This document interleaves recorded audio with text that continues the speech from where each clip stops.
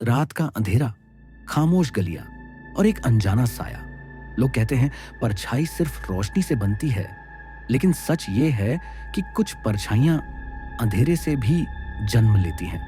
मैं हूं आर मक्कवाना और अब वक्त है इस डरावनी सफर की शुरुआत करने का। स्वागत है आपका अंधेरे की परछाई में। गांव के बाहर घने जंगल और सुनसान रास्तों के बीच एक पुरानी हवेली खड़ी थी। लोग कहते थे कि हवेली में कोई नहीं रहता, लेकिन रात के समय वहां से अजीब सी आवाजें आती थीं। कभी हंसी, कभी रोने की, और कभी जैसे कोई धीरे धीरे कदम बढ़ा रहा हो। राहुल, एक युवा इतिहासकार और अर्बन एक्सप्लोरर, इन कहानियों में विश्वास नहीं करता था। उसने तय किया कि वह इस हवेली का सच खुद देखने जाएगा। शहर की रौनक से दूर वह अपने बैग में कैमरा, लैपटॉप और कुछ एसेंशियल्स लेकर रवाना हुआ। राहुल ने जैसे ही हवेली का रास्ता पकड़ा, जंगल की ठंडी हवा और पेड़ों की सरसराहट ने उसके रोंगटे खड़े कर दिए, लेकिन वह डर को नजरअंदाज करते हुए आगे बढ़ता रहा। रात के 4 बज चुके थे जब वह हवेली के मुख्य दरवाजे तक पहुंचा। दरवाजा पुराना और जंग लगा हुआ था और उसकी कड़ी दरारों से अजीब रोशनी झांक रही थी। जैसे ही राहुल ने कदम रखा, अंदर की हवा ठंडी और गहरी थी। दीवारों पर पुराने चित्र झूल रहे थे, कुछ अजीब चेहरों वाले। उसने कैमरा निकाला और तस्वीरें लेने लगा। तभी उसे पहली बार महसूस हुआ कि कोई उसकी ओर देख रहा है। पर जब उसने चारों ओर देखा तो कोई नहीं था। राहुल ने धीरे धीरे हवेली का फर्श पार किया। अचानक एक दरवाजा अपने आप खुला। भीतर एक कमरे में कागज और किताबें बिखरी हुई थी। उसने एक डायरी उठाई। इसके पन्नों पर कुछ लिखा था, जो भी यहां रात में आता है उसे अंधेरे की परछाई अपना बनाती है। 7 दिन बाद वही जो तुम्हारे सबसे करीब है उसे खो दोगे। राहुल हंसा। ये केवल पुराने अफसाने थे। पर जैसे ही उसने डायरी बंद की, हवेली में कहीं से हंसी की आवाज गूंजी। यह इतनी धीमी थी कि लगता था जैसे कोई कान के पास फुसफुसा रहा हो। वह डर के बावजूद आगे बढ़ा। अगले कुछ घंटों में उसने कई कमरों की खोज की, पर हर कमरे में उसे एक अजीब एहसास हो रहा था, जैसे कोई उसे लगातार देख रहा हो। रात बढ़ती गई और हवेली की परछाइयां धीरे धीरे जीवित होती लग रही थी। अचानक राहुल को लगा कि कोई उसके पीछे खड़ा है। जब उसने मुड़कर देखा तो खाली कमरा था, पर जैसे ही उसने कदम बढ़ाया, फर्श पर खून के छींटे दिखाई दिए।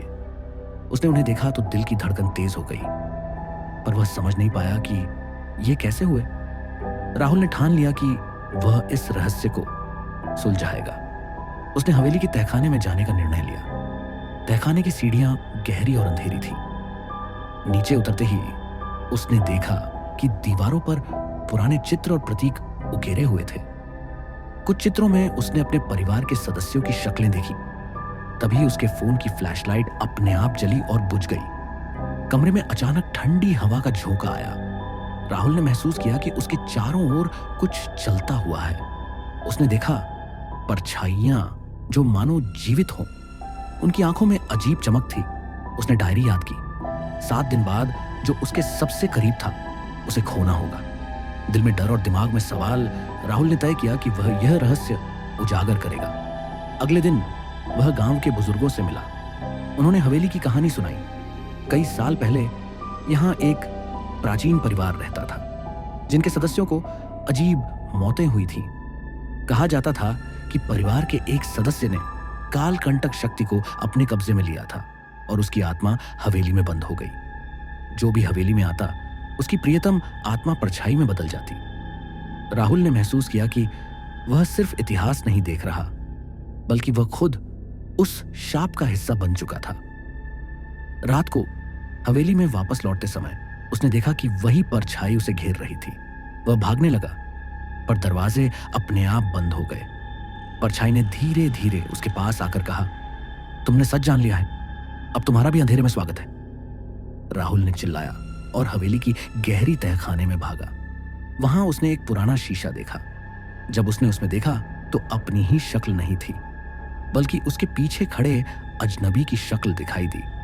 अचानक सब कुछ शांत हो गया। जब सुबह की पहली रोशनी आई, गांव वाले देख सकते थे कि हवेली के दरवाजे खुले थे, पर राहुल नहीं था।